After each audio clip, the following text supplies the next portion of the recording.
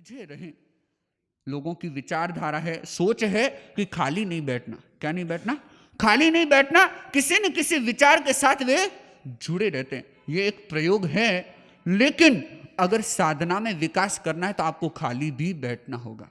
और वो खाली बैठना यानी कि अपने साथ बैठना, खाली बैठना यानी ध्यान में लीन हो जाना, खाली बैठना यानी विचारों से स्वयं को क्या करना?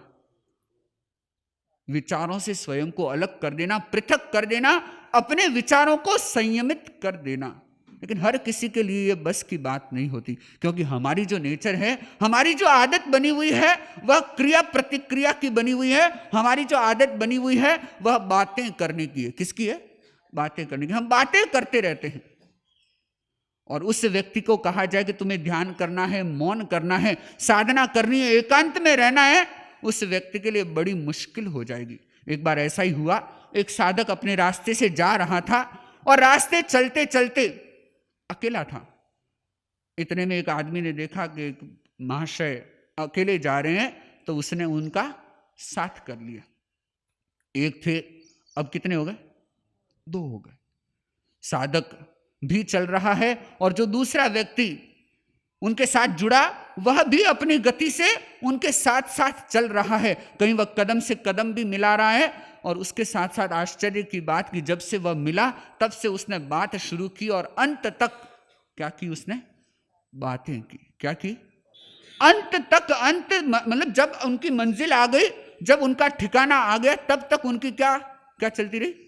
बात चलती रही। सिर्फ एक तरफा, 2 तरफा नहीं, एक तरफा। और बहुत सारे लोगों की आदत होती है, किसी से मिल जाते हैं तो क्या करते हैं? क्या करते हैं? और बातें भी कैसी? आपने कभी मिलकर के ये बात की कि त्याग प्रत्याख्यान कैसे हो सकता है? आपने कभी मिलकर के ये चर्चा की कि हम संयम की ओर कैसे आगे बढ़ें? आप समस्याओं की चर्चा करते हैं लेकिन समाधान की चर्चा नहीं करते। एक दिन मैंने तेरापन भवन में भी प्रवचन आयोजित हुआ था, तो मैंने एक बात कही थी कि व्यक्ति समस्याओं के बारे में ज्यादा चिंतन करता है, ज्यादा चर्चा करता है, समाधान के बारे में चर्चा या तो करता नहीं या फिर उसे करनी आती नहीं। तो हमारी एक बहुत बड़ी समस्या है कि हम चर्चा करते हैं और उन मुद्दों पर चर्चा करते हैं जिनका शायद हमारे से कोई सीधा संबंध नहीं होता, जिनका हमारे जीवन में कोई महत्वपूर्ण स्थान नहीं होता, कोई बहुत बड़ा उपयोग नहीं होता। फिर भी क्या करते हैं? चर्चा करते हैं। और उस चर्चा में समय ऐसे निकलता है, घंटों घंटों भी निकल जाते हैं। और आज तो चर्चा के इतने माध्यम आ गए, इतने माध्यम आ गए, व्यक्ति थोड़ा सा फ्री होता है, इतने में क्या करता है? नोटिफिकेशन चेक करता है, कमेंट पास करता है, किसी मैसेज को फॉरवर्ड करता है, किसी मैसेज को रिसीव करता है। उसी रिसीव और फॉरवर्ड में आपकी दुनिया, आपकी जिंदगी बीतती चली जा रही है। क्यों? क्योंकि आप इन विचारों की क्रिया और प्रतिक्रिया की दुनिया में जी रहे हैं, और यही क्रिया और प्रतिक्रिया की दुनिया आपकी साधना में एक बहुत बड़ी बाधा बन गई है। और अगर किसी से आप मिले, बातचीत हुई, तो आप क्या बोलते हो? क्या बोलते हो? किसी से आप मिले, चर्चा हुई, काफी देर आपने बातचीत की, और जब बिछुड़ने लगते हैं आप क्या करते हैं? कई लोग काम करते हैं, फोन नंबर लेते हैं, फिर बात करेंगे, है ना, अभी बात पूरी हुई नहीं। कई लोग दोस्ती कर लेते हैं, और कई लोग उस बिना काम की, बेकार की, फिजूल बात की प्रशंसा करते हैं। अच्छा हुआ कि अपन मिल गए। क्या बोलते हैं? करते हो कि नहीं करते हो? आप अपनी जिंदगी में ये एक बहुत बड़ा बेकार का काम संपादित कर लेते हैं कि मिले, बेकार की, फिजूल की बात हुई, अनावश्यक बात हुई, अहितकर बात भी हुई, लेकिन फिर भी क्या कहते हैं कि बल्लो वो पे मड़िया रानी तो एकला बेहतर। अकेले हो जाते, समय कैसे निकलता, टाइम पास हो गया। आप अपनी उस गलती को भी एक स्टाम्प देते हो, उस गलती को भी जायज ठहराने का एक प्रयत्न करते हो। तो उस आदमी ने जो बात कर रहा था, गंतव्य तक पहुंचे और देखे कि चैन से पहुंच गए। और पहुंच करके उस आदमी ने बोला कि ये तो अच्छा हुआ आप अकेले जा रहे थे, मैं साथ में हो गया, रास्ता बड़ा आसानी से कट गया। तो उस साधक ने बोला मेरे तो बड़ी मुश्किल हो गई। क्या बोला साधक? क्या बोला? मेरे तो बड़ी मुश्किल हो गई। बोले मुश्किल की क्या बात करते हो, भला आप अकेले थे, मैं साथ में हो गया, बातचीत चली, रास्ता आराम से कटा, और मैं तो सोच रहा था कि आप मुझे इस मामले में धन्यवाद देंगे जैसे आप लोग देते हैं, थैंक यू हैं फॉर आवर फर्स्ट मीट, पहली बार मिले, ऐसा वैसा जैसा आप धन्यवाद देते हैं। तो वो बोला कि मुझे लगा कि आप भी मुझे धन्यवाद देंगे, लेकिन आप तो बोल रहे हैं बड़ी मुश्किल हो गई। मैं समझ नहीं पाया आपको क्या मुश्किल हो गई, ऐसी क्या मुश्किल खड़ी कर दी। वो बोले कि जब मैं अकेला चल रहा था तुम्हारी नजर में, तब मेरा ध्यान अपने प्रभु में लीन था, तब मैं अपने में मगन था, तब मैं अपनी आत्मा में था, और जब तुम आए तब क्या हुआ, वह चीज क्या हुआ, उसमें एक व्यवधान आ गया, उसमें एक दरार आ गई, और मैं अकेला हो गया। क्या हो गया, अकेला हो गया। एक साधक का चिंतन जहां बिल्कुल भिन्न है, निश्चय दृष्टि से चल रहा है, तो वहीं एक संसारी का चिंतन बिल्कुल अलग होता है। अब आपको देखना कि आप कौन सी भूमिका में जी रहे हो। आप अगर साधक के योग्य हो या साधना के क्षेत्र में आगे बढ़ने की योग्यता आप में है, तो आप समझ लेना कि आपको एकांत प्रिय होगा, आपको शांति प्रिय होगी, आपको मौन प्रिय होगा, आपको प्रतिक्रिया विरति प्रिय होगी, आपको विचार संयम प्रिय होगा। और अगर आपके सामने बाधाएं जीवित है या उन बाधाओं में आप जी रहे हो या जीना चाहते हो, तो आपको अकेला रहना बहुत मुश्किल लगेगा। कुछ समय पहले ही कोरोना महामारी का एक प्रकोप आप लोगों ने देखा, और उसमें अनेक अनेक लोग क्या हुए, कोई आइसोलेट हुआ, कोई क्वारंटीन हुआ, कोई हॉस्पिटल में भर्ती कर दिया गया, और उनके लिए वे 7 दिन 3 दिन 14 दिन एक जेल के समान, या एक आमरण अनशन की बात कहें, या और कोई वो कौन सी सजा होती है, आजीवन कारावास, वैसी सजाएं उन्हें लगने लगी। और वहीं कुछ लोग ऐसे भी हैं जिन्होंने उस समय को आत्मोत्थान की दिशा में लगाया, उस समय में उन्होंने आत्मा के नए नवीन को प्राप्त किया, एक अभिनव प्रेरणा उससे प्राप्त की, और अपने जीवन में एक अद्भुत परिवर्तन लाया। अनेक अनेक व्यक्ति हमसे मिले, वो बोले कि महाराज पहले हमारी जिंदगी में साधना का कोई नामो निशान नहीं था, साधना की कोई छवि या साधना का कोई प्रभाव नहीं था, लेकिन इस एक लॉकडाउन ने हमें बहुत कुछ बदल दिया। तो जहां व्यक्ति एकांत में रहता है, अनेक अनेक समस्याओं से बच जाता है, या ऐसा कहना चाहिए कि विचार संयम सहज उसे सध जाता है, और प्रतिक्रिया विरति स्वयं सधने लगती है। और जहां व्यक्ति इन विचारों के असंयम से बच जाए, विचारों के संयम में लग जाए, तो समझ लेना चाहिए कि वह साधना की सही दिशा में गतिशील हो रहा है। लेकिन हमारी बहुत बड़ी समस्या है कि हम प्रतिक्रियाओं में लगे हैं, हम भाषा यानी कि बातूनी है, हम बोलते रहते हैं एक दूसरे के साथ, जब कभी मिले कोई बात नहीं, कोई टॉपिक नहीं, लेकिन नया एक टॉपिक खड़ा कर देते हैं। और भगवान महावीर उसके लिए उपदेश देते हैं, न परम वैजासी अयं कुशीले, कि व्यक्ति दूसरों को भला बुरा न कहे। क्या न कहे, भला बुरा। यह हमारी बहुत बड़ी समस्या है, एक बहुत बड़ी बाधा है कि जो हमें साधना में आगे नहीं बढ़ने दे रही। हम दूसरों को क्या कहते हैं, भला बुरा कहते हैं। और जहां आप बात करना शुरू करोगे, व्यर्थ का वार्तालाप शुरू होगा, वहां यही होगा। वहां यह मत समझिए कि आप आगम की चर्चा करने लग जाओगे, आप चातुर्मास में चल रहे प्रवचन की कोई चर्चा विशेष करोगे, नहीं, आप दूसरों पर टीका टिप्पणी करना शुरू करोगे। और ये दूसरों पर अनवरत चलती आ रही है टीका टिप्पणी आपको साधना में आगे नहीं बढ़ने देती।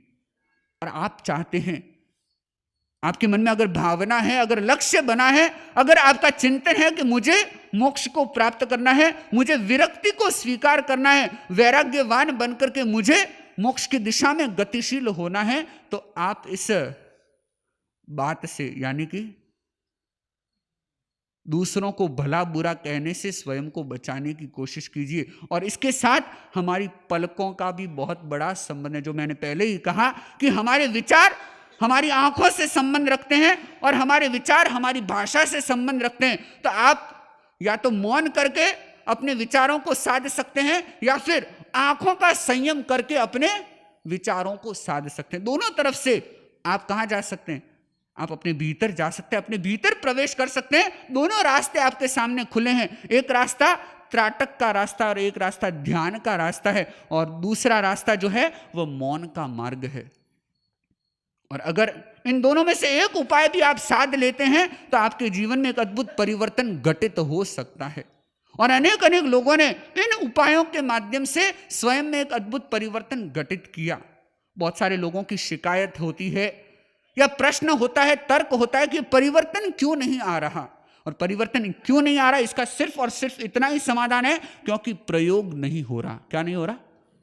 प्रयोग नहीं हो रहा। बातें सिर्फ सुनी जा रही है, बातें सिर्फ कानों तक जाती है, या बातें सिर्फ स्मृतियों तक सीमित रह जाती है। वे प्रवचन सिर्फ प्रवचन तक सीमित रह जाते हैं, लेकिन वे प्रवचन प्रयोग नहीं बन पाते। वे सूत्र, वे संदेश जीवन में उतर नहीं पाते। और अगर थोड़ा सा प्रयोग करने लगे तो आपके भीतर भी परिवर्तन घटित हो सकता है। तो चाहे युवा हैं, चाहे प्रौढ़ हैं, चाहे अनुभवी हैं या अनुभवहीन हैं, उनके लिए एक और एक मार्ग यही है कि वे प्रयोग से जुड़े, और प्रयोग ही हमारे परिवर्तन का कारक बन सकता है। और उस प्रयोग की चर्चा मैंने की।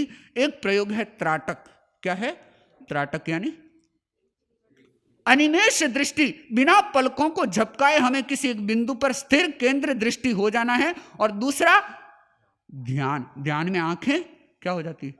बंद हो जाती है। हो सकता है वह कार्य करना आपको मुश्किल भरा लगे, वह कार्य आपके लिए एक नया लगे, या ऐसा कहना चाहिए कि कुछ अरुचिपूर्ण भी लग सकता है। लेकिन जैसे जैसे आप अपने अभ्यास को इसके साथ साधते चले जाएंगे, अभ्यास करते चले जाएंगे, तो धीरे धीरे ये प्रयोग सधने लग जाएगा। और जब प्रयोग सध जाएगा तो सिद्धि भी हमें मिलने लगेगी। तो परिवर्तन का ये महत्वपूर्ण सूत्र, और इस सूत्र को अपने जीवन में अंगीकार करें। और ये प्रयोग, ये परिवर्तन हमें वैराग्य की ओर आगे बढ़ाएगा। यह परिवर्तन हमें अनासक्ति की साधना में सहयोगी बनेगा। यह परिवर्तन हमारे विरक्ति के भावों को पुष्ट कर सकेगा। तो जिन व्यक्तियों के भीतर मोक्षाभिलाषा है, विरक्ति को प्राप्त करने की भावना है, वे इन प्रयोगों से अपने आप को लाभान्वित करें। इन भावनाओं के साथ मेरा विनम्र निवेदन मुनिश्री हिमांशु कुमार जी स्वामी से।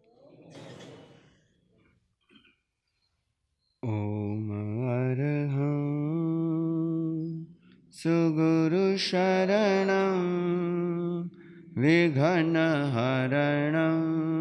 मिटे मरणं सहज हो मन जगे चेतन करे दर्शन स्वयं के हम बने अरहं बने अरहं बने अरहं बने अरहं। परम प्रभु को प्रणाम। परम पूज्य गुरुदेव आचार्य सिंहाश्रमण जी को वंदन। मुनि हेमंत कुमार जी, श्रावक श्राविकाओं, हर व्यक्ति के भीतर एक कामना, एक तमन्ना होती है कि मेरा नाम होना चाहिए। क्या होता है? मेरा नाम होना चाहिए, मेरा यश होना चाहिए, मेरी कीर्ति फैलनी चाहिए, लोग मेरे को जाने। और यह देखना अमूमन हर व्यक्ति में थोड़ा बहुत यह नाम की कामना, सम्मान पाने की इच्छा लगभग व्यक्ति में मिलती है। और इसके लिए वह प्रयत्न भी करता है, पुरुषार्थ भी करता है कि जैसे तैसे करके मेरा नाम हो जाए।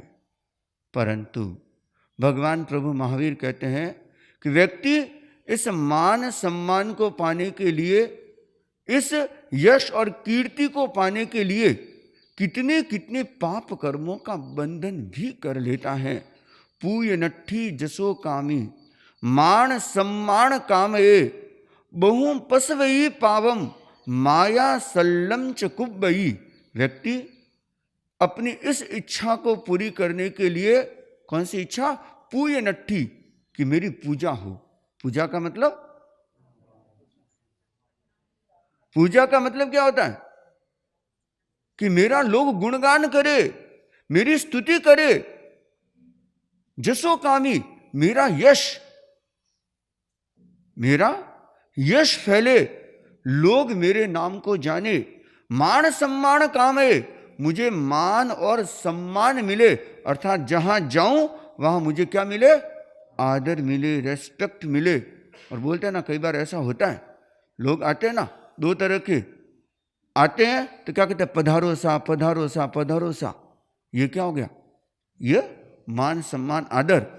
और कई लोग ऐसे भी होते हैं तो उसमें क्या करते हैं, पधारो सा पधारो सा पधारो सा। दोनों में पधारो यूज होता है, लेकिन एक पधारो में क्या होता है, मान सम्मान होता है। दूसरे पधारो में क्या होता है, वहां में रवाना हो, कौन भी हो, पूरा भी हो। ये भी क्या है, हर व्यक्ति को मान सम्मान भी नहीं मिलता। और मान सम्मान मिलने के पीछे कारण क्या है, कोई बता सकता है? नाम कर्म, 8 कर्म है ना, 8 कर्मों के नाम किस किस को याद है? अरे मैं नाम बोल रहा था थोड़ी क्यों था ने? मैंने तो पूछा किस किस को याद है, पहले हाथ खड़े करो। अच्छा भाइयों में 2 4 5 6 7 8 9 बस, बाकी याद ही नहीं। नाम कर्मों के नाम भी याद नहीं है। अरे भले आदमियों, ये कुछ ऐसी बेसिक बातें, कुछ ऐसी ज्ञान की बातें, ये तो इतनी अच्छी तरह से याद होनी चाहिए कि नींद में उठा करके भी पूछे ना तो बता सको। इतना ज्ञान, इतनी बातें तो अपने को याद होनी चाहिए। तो एक काम करते, पहले ये काम कर लेते हैं, थोड़ा सा 8 कर्म के नाम याद कर लेते हैं। कितने कर्म है? 8 कर्म, और इनके नाम हम याद कर लेते हैं। पहला है ज्ञानावर्णीय कर्म। पहला कौन सा है? पहला कौन सा है? पहला, एक बार और बोलो। और दूसरा है दर्शनावर्णीय कर्म। दूसरा कौन सा है? पहला, दूसरा, पहला, दूसरा, दर्शनावर्णीय कर्म। और तीसरा है वेदनीय कर्म। तीसरा कौन सा है? तीसरा, तीसरा, तीसरा, दूसरा, तीसरा, दूसरा, पहला, तीसरा, वेदनीय कर्म। और चौथा है मोहनीय कर्म। चौथा कौन सा है? चौथा, पर ध्यान से सुनोगे तो आराम से याद हो जाएगा, आपको बुक भी खोलने की जरूरत नहीं पड़ेगी। चौथा कौन सा है? मोहनीय कर्म। चौथा, चौथा, चौथा, तीसरा, चौथा, तीसरा, चौथा, मोहनीय कर्म। और पांचवा है कौन सा? आयुष्य कर्म। पांचवा कौन सा है? पांचवा, पांचवा, चौथा, पांचवा, चौथा, तीसरा, दूसरा, और पांचवा आयुष्य कर्म। और छठा है नाम कर्म। छठा कौन सा है? छठा, छठा, सातवां गोत्र कर्म। सातवां कौन सा है? छठा, सातवां, छठा, सातवां, पांचवा। अच्छा, सही है। और आठवां है अंतराय कर्म। आठवां कौन सा है? आठवां, आठवां, पहला, आठवां, दूसरा, आठवां, तीसरा, ये 8 कर्म। अच्छा, जो कुर्सी पर भाई बैठे ना वो बोलेंगे, ठीक है? बाकी सब मौन रखें। जो कुर्सी पर भाई बैठा है ना, पहला, दूसरा, पांचवा आयुष्य कर्म, और सातवां गोत्र कर्म। अच्छा, जो कुर्सी पर बहने बैठे ना वो बोलेगी, ठीक है? हाँ, तीसरा वेदनीय कर्म। तो चौथा मोहिनी, मोहिनी नहीं, मोहनीय। मोहिनी भाई है। हाँ, हमारी बेटी संसार बख्श बहन आएगी अभी, तो मोहिनी भाई है। मोहनीय, क्या बोलेंगे? मोहनीय कर्म। और सातवां, अच्छा, अब मैं जिसको पूछूंगा वो बोलेगा, ठीक है? अब मैं कहीं करी, महाराज ने चेहरा नहीं दिखना चाहिए।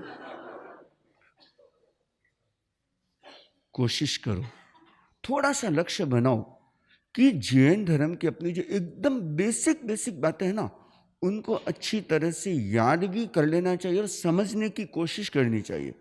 नहीं तो इतने चौमासे हो गए, इतने चौमासे हो गए, और अभी तक अगर आपको ये 8 कर्म के नाम, श्रावक के 12 व्रत, साधु के 5 महाव्रत, गुण स्थान, ये अगर छोटी छोटी चीजें भी पता नहीं है ना तो बहुत चिंतनीय विषय हो जाता है। तो इस बार तो इस चौमासे में ऐसी कोशिश करना लक्ष्य रखना कि महाराज मेरे को ये सिखा दो, और हम सिखा देंगे आराम से, हंसते खिलते मस्ती से सिखा देंगे। लेकिन सीखने की इच्छा तो आपको ही करनी होगी, संकल्प आपको करना होगा, आना आपको होगा। अब ऐसा दिन मैं घर में जाकर के सीखूंगा, ले सीख 8 कर्म मेरा 9 मम्मे, तो ऐसा तो होगा नहीं, आना आपको ही पड़ेगा। तो ये 8 कर्म में एक कर्म कौन सा है? नाम कर्म। कौन सा है? और इसका परिणाम क्या होता है? इस नाम कर्म का एक परिणाम माना जाता है कि यश नाम कर्म, यह शुभ माना जाता है, और अयश नाम कर्म, यह अपयश नाम कर्म। अपयश नाम कर्म के उदय से क्या होता है? व्यक्ति का अपयश होता है। और शुभ नाम कर्म के उदय से, यश नाम कर्म के उदय से क्या होता है? व्यक्ति का यश होता है। अर्थात जहां जाता है उसको सम्मान मिलता है, आदर मिलता है, सत्कार मिलता है। और एक व्यक्ति जहां जाता है वहां से दुत्कार को प्राप्त होता है, असम्मान को प्राप्त होता है, अपमान होता है। यह कर्म की बड़ी विचित्रता है। कई लोग हमारे पास आते हैं, बहनें भी आते हैं, भाई भी आते हैं कि महाराज मैं तो इतना काम करती हूँ, लेकिन मेरे को तो कोई कुछ कहता ही नहीं है, मेरी प्रशंसा नहीं करता। और मेरी देरानी जेठानी वो तो कुछ नहीं करती, लेकिन फिर भी महाराज मैं देखो दिन भर दुकान में खड़ता हूँ, मेरे को कभी कुछ नहीं पूछते, लेकिन मेरा जो छोटा भाई है वो कुछ नहीं करता, लेकिन फिर भी सब उसी का नाम लेते हैं। इसका कारण क्या है? ये नाम कर्म है, और नाम कर्म की बड़ी विचित्रता है। तो ये जरूर ध्यान देना कि ये जो हम नाम के पीछे भागते हैं ना, ठीक है काम करते हैं, अगर आपके यश नाम कर्म का उदय होगा, कुछ भी नहीं करोगे तब भी नाम आ जाएगा, तब भी सुर्खियों में आ जाते हो, तब भी अखबार में नाम छप जाता है। और कई बार तो ऐसा होता है कि करता तो कोई है, और वो बारडोली में संसार पक्ष से जिया जी का नाम है पारसमल जी बाफना, और वहां पे एक पारसमल जी बाफना और है, और वो क्या है? वो मांस खमण की तपस्या करते हैं, तपस्या वो करते हैं, और कॉल उनके पास में आता है, क्या तपस्या रिसाता है क्या? ऐसा भी होता है। तो कई बार क्या आता है, नाम करता कुछ भी नहीं है व्यक्ति, लेकिन फिर भी उसका नाम अपने आप होने लग जाता है। इसका कारण क्या है? कि व्यक्ति के यश नाम कर्म का उदय होता है, परंतु इस सम्मान को पाने का प्रयत्न करना और पाने के लिए उसके पीछे भागना, और उसके लिए येन केन प्रकारेण प्रसिद्ध पुरुषो भवेत्। व्यक्ति क्या चाहता है? जैसे तैसे करके मेरा नाम होना चाहिए, लोग मेरे को जाने, और इसके लिए व्यक्ति क्या करता है? उल्टे पुल्टे कर्म भी करता है, गलत कार्य भी करता है, जैसे तैसे करके मेरा नाम होना चाहिए, इसके लिए कितने कितने पाप कर्मों का बंधन भी करता है। भगवान प्रभु महावीर कहते हैं कि व्यक्ति इस पूजा के लिए, यश के लिए, मान सम्मान के लिए कितने कितने पाप कर्मों का बंधन करता है। उसमें पता है क्या करता है? बस माया छल कपट भी करता है, अपने आप को दिखाने की कोशिश भी करता है, और ये सारे तीव्र कर्म बंधन के कारण बन जाते हैं। और जिसे हम इस सम्मान को कौन सा सुख मान रहे हैं? रिलेटिव सुख। कौन सा सुख है ये? हाँ, ये ध्यान रखना। ये जो हम जो बातें कर रहे हैं ना 7 सुखों के बारे में, 7S के बारे में बातचीत कर रहे हैं, और 7S में हमने कितने S जान लिए अभी तक? 5S के बारे में हमने चर्चा कर ली। और ये सारे के सारे कौन से सुख है? रिलेटिव सुख है। रिलेटिव सुख का मतलब क्या हो गया? जो चेंजेबल हैं, जो टेम्परेरी हैं,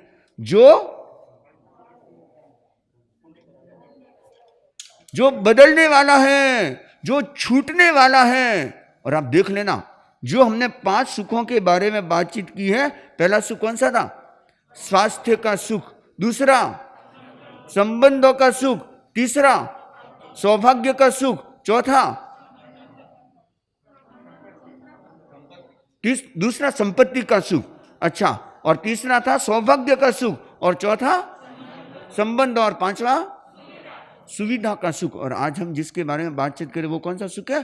सम्मान का सुख। और आप देखना, यह सम्मान का सुख क्या परमानेंट है? ऐसा कोई व्यक्ति है जिसका सम्मान ही सम्मान हुआ और कभी अपमान नहीं हुआ, जिसके बारे में तालियां ही बजे कभी गालियां नहीं आई हो? ऐसा कभी नहीं होता। लेकिन आदमी सम्मान को पाकर के पता है क्या होता है?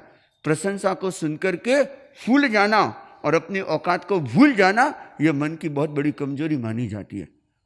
मान सम्मान पाकर के फूल जाना और अपनी औकात को भूल जाना, यह आदमी की बहुत बड़ी कमजोरी मानी जाती है। थोड़ा सा मान सम्मान मिला, थोड़े से आपको कुछ ऐसा हो गया कि कोई पद मिल गया, कोई अध्यक्ष बन गया, कोई मंत्री बन गया, कोई संतरी बन गया, और इतने में अकड़ आ जाती, ओहो मैं ही झूठे तो जानो कोई महाराज। और हमारे पास आते हैं ना तो परिचय करवाते लोगों का, महाराज ऐसा हमारा अध्यक्ष है, ये बीजेपी के हैं, ये कांग्रेस के हैं, या ये, और परिचय इस रूप में कभी नहीं करवाते। महाराज ये बहुत अच्छे श्रावक है, बहुत अच्छी साधना करते हैं, इनकी साधना का ये कर रहता है, ऐसा कोई परिचय नहीं करवाता। परिचय क्या करवाएंगे, मोटो आदमी है ये, इनके पास में इतने इतने पद हैं, इतनी सभा संस्थाओं से जुड़े हुए हैं, और देखना इन सब के पीछे उद्देश्य क्या होता है, मान सम्मान की भावना। ठीक है, कुछ ऐसे भी लोग होते हैं जो सिर्फ मान सम्मान से नहीं जुड़े हुए होते, एक दायित्व जिम्मेदारी होती है, उस जिम्मेदारी को निभाते हैं, लेकिन ऐसे तो विरले ही व्यक्ति होते हैं। एक चीन के राजा थे और मंत्री का नाम था चांग।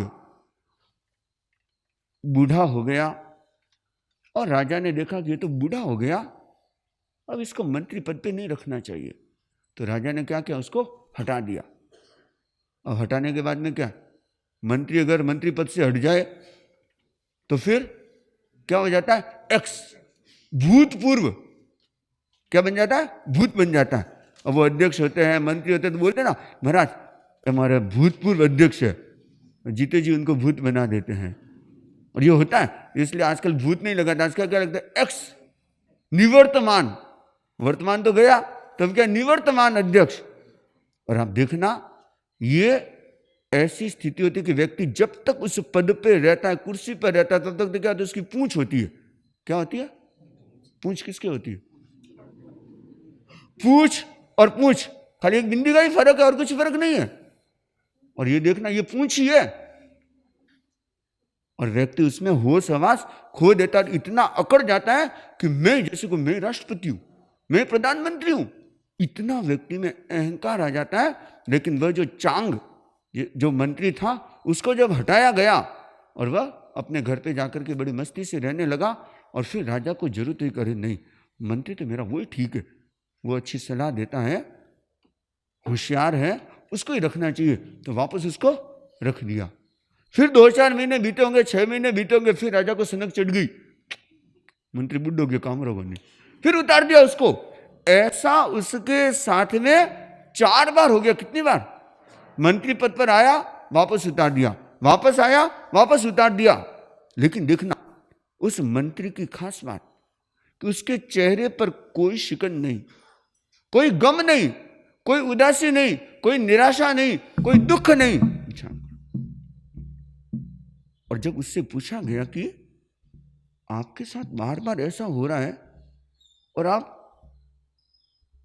एकदम शांत, तो कहा कि भले आदमी, देख अगर मेरी उपयोगिता होती है तो राजा मेरे को मंत्री पद दे देता है, और राजा को लगता है मेरी उपयोगिता नहीं है तो मेरे को हटा देता है, मेरे क्या फर्क पड़ा, मेरे इससे कोई फर्क नहीं पड़ा। लेकिन ऐसे कितने लोग होते हैं, बहुत कम आपको मिलेंगे ऐसे लोग। ज्यादातर लोग कैसे मिलेंगे, जो पद के पीछे भागने वाले होंगे, मान सम्मान पाने के लिए जी जान लगा देंगे, और जब चुनाव या ऐसे होता है ना, उस समय तो घरे घरे जाए, ओ मैंने वोट दीजो सा न मारी पार्टी ने वोट दीजो सा। और वो जब वोट दे देता, उसके बाद में क्या होता है, बाद में पार्टियां साफ है, कोई पूछने नहीं आता। परंतु यह जो मान सम्मान जो मिलता है ना, यह भी क्या है, टेम्परेरी है। और ऐसा कभी नहीं होता कि व्यक्ति की जिंदगी में सदा उसे मान सम्मान ही मिलता रहे। अगर मान सम्मान मिला है ना, तो अपमान भी मिलना निश्चित है। और जितने भी महापुरुष हुए, जितने भी विशेष व्यक्ति हुए, आप उनको देखना, उनके जीवन में जितना उन्होंने मान सम्मान पाया है ना, उतना उनका अपमान भी हुआ है, उतना उनका विरोध भी हुआ है, और उतना ही उनको गालियां भी सुननी पड़ी हैं। ऐसा कोई व्यक्ति नहीं मिलेगा। चंद्रमा को देखते हैं ना, चंद्रमा की खास बात क्या होती है? एक दूसरे का चंद्रमा भी होता है और एक पूर्णिमा का चांद भी होता है। पूर्णिमा के चांद की खास बात क्या होती है? वह निरंतर बढ़ता जाता है और दूसरा का चांद कितना सा होता है? इतना सा होता है। तो यह घटना और बढ़ना, यह क्या है? यह हमारे जीवन का एक अंग है। मान सम्मान हमारे जीवन का एक हिस्सा है, परंतु जो व्यक्ति इस रिलेटिव सुख को रियल सुख के साथ जोड़ देता है, परमानेंट मान लेता है, तब देखना वो उसी के दुख का कारण बन जाता है। और अगर इस सच्चाई को समझ लिया कि आज जो तालियां बजा रहे हैं, हो सकता है महाराज अरे आप रो वखोंडो तो कहीं कहनो, ओह महाराज आप रो जीवन रो कहीं कहनो, कई के लोग आते हैं और मान लो थोड़ा सा उनके मन के विपरीत हो गया तो इतने में वही क्या करेंगे? महाराज तो कोई को नहीं, महाराज जाओ नहीं, ना तो दर्शन देवे न बात करे, कोई नहीं करे। ये भी करने वाले मिल जाएंगे। और बहुत बार हमारे साथ तो ऐसा होता है, चौमासे में या कहीं रुके, महीना भर रुके, 25 दिन उनको जय कह दिया ना, बहुत अच्छे महाराज है, और एक दिन अगर नहीं किया ना, ले महाराज तो ध्यान ही नहीं दे, सीधा सा। तो हम तो मान के चलते हैं। जब गुरुदेव की सेवा में थे और लगभग दीक्षा लिए, 30वां वर्ष चल रहा है, तो 19 चौमासे गुरुदेव के साथ में के राज में रहने का ही काम पड़ा। तो बीच में मेरे को अवसर मिला संचालन करने का, और लगभग 2 साल जयपुर चातुर्मास, उदयपुर चातुर्मास, उस समय 2 साल संचालन किया, एंकरिंग की, और जसोल चातुर्मास में किया। और जब अब बोलते थे तो बहुत सारे लोग आते थे कि महाराज आपको संचालन तो जोरदार है। मैं क्या आप फाइल में आओ तुम तो। मैं कोई भी कहते कि महाराज ऐसे नहीं, ऐसे नहीं, अठिन आओ। ये बहुत बार होता था कि कभी कुछ कमेंट्स करने वाले भी होते थे, तो कभी जिनको टाइम नहीं दिया जाता, कभी कोई ऐसा कारण हो जाता तो वो आकर के फूफा भी करके जाते थे। लेकिन दोनों फाइलें मैंने खोल रखी थी, और एक जो ऐसा तो इस फाइल में आ जा, ऐसा तो इस फाइल में आ जा। लेकिन देखना, अगर आप इससे प्रभावित होते हैं तो आप अपना बहुत बड़ा नुकसान कर देते हैं। इसलिए इसके पीछे मत भागना। ठीक है, काम करते हैं, अगर आप में गुण होते हैं, और सम्मान भी 2 तरह का होता है, एक तो विरासत से मिलता है और एक अर्जित किया जाता है। विरासत में क्या होता है? मान लो राजा का बेटा राजा, प्रधानमंत्री का बेटा, तो उसका नाम अपने आप ही हो जाता है। वो छींक भी लेता है ना, तो क्या होता है? अखबार में न्यूज आ जाती है। वो जब ये कौन आया था ना, अमेरिका का प्रेसिडेंट, क्या नाम था? ट्रम्प। एक लड़का बैठा था हमारे पास में, थोड़ा मजाक किया था, तो बोलने लगा कि देखो टपियो आयो, टपियो। तो ट्रम्प, अब अमेरिका राष्ट्रपति वो आया, तो उसकी लड़की भी उसके साथ में थी। अब अखबार में न्यूज आ गई, उसने जो ड्रेस पहनी थी ना, तो अरे इसने तो वहां उस दिन या उस समय इतने साल पहले ये ड्रेस पहनी हुई है। अरे भाई ये क्या मतलब हुआ? लेकिन देखना, कई लोगों का होता है ये विरासत में उनको ये मान सम्मान मिला हुआ होता है। अर्थात अगर किसी बड़े व्यक्ति की या विशिष्ट व्यक्ति की अगर कोई बेटा है, बेटी है, पत्नी है या माँ है, तो उनको सम्मान वो अपने आप ही मिल जाता है। ये तो विरासत में मिला है। और एक होता है अर्जित। अर्जित क्या होता है? जो व्यक्ति अपने गुणों से, अपनी गुणवत्ता से, अपनी क्वालिटी से, अपनी योग्यता से जो प्राप्त करता है, वो कहलाता है अर्जित। और यह भी ध्यान रखना कि यह भी सबको नहीं मिलता। इतने सारे मेहनत करने वाले होते, इतने सारे काम करने वाले होते, लेकिन सबको वो मान सम्मान नहीं मिलता।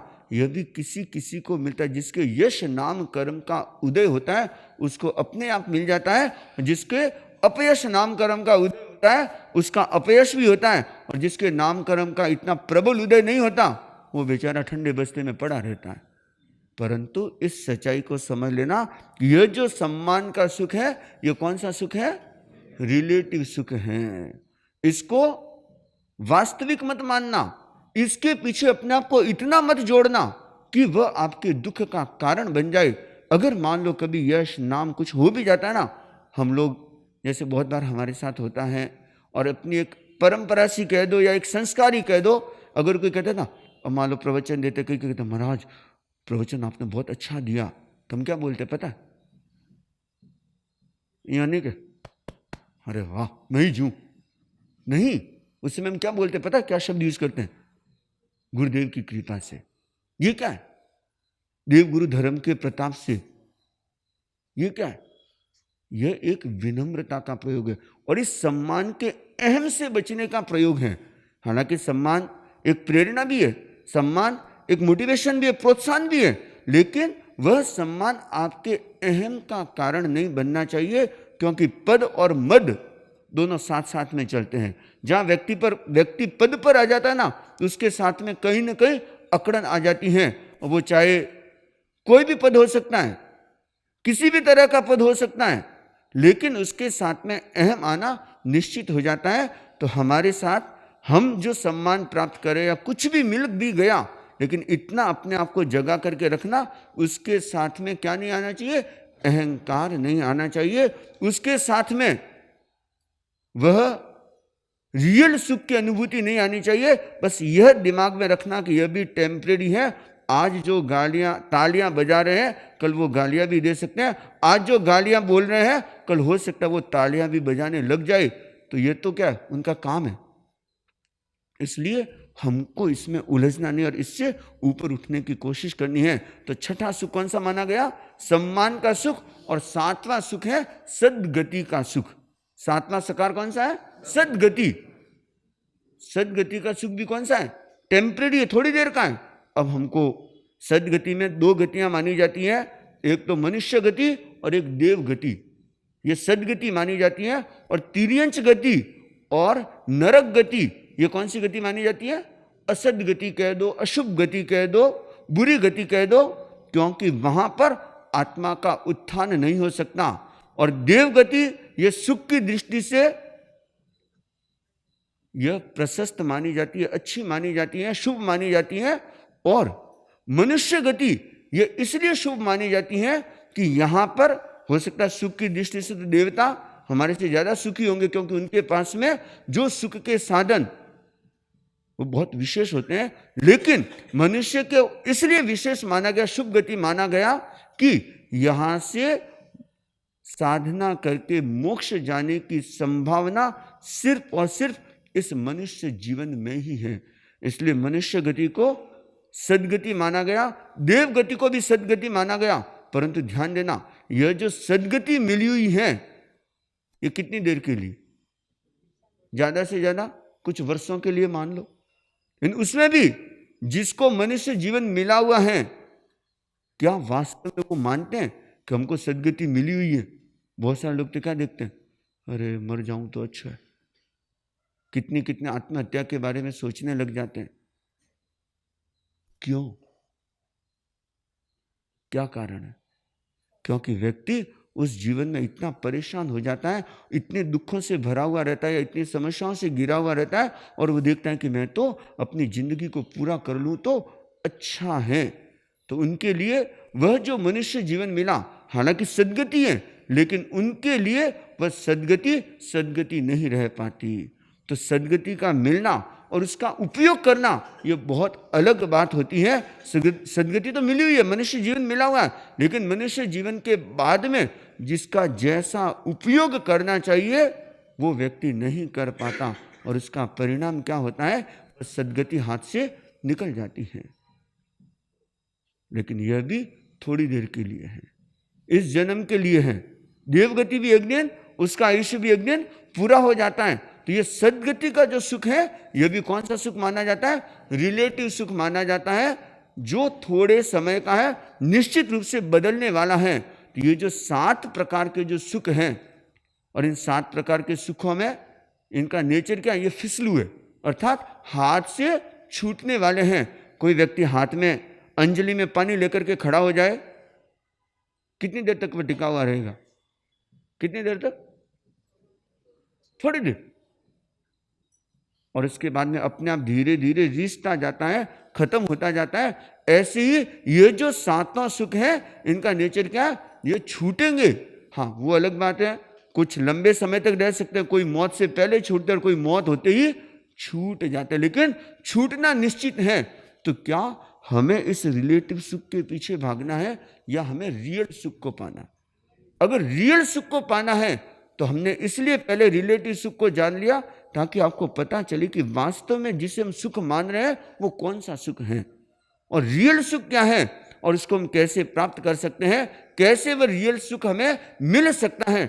हम इसके बारे में और आगे कल से अब हम रियल सुख के बारे में जानने समझने की कोशिश करेंगे। और जो बहुत महत्वपूर्ण है कि रियल सुख क्या है और रियल सुख कैसे प्राप्त कर सकते हैं और रियल सुख अगर नहीं मिल रहा है तो क्यों नहीं मिल रहा है, हम इन बिंदुओं के बारे में आगे और चर्चा बातचीत करेंगे।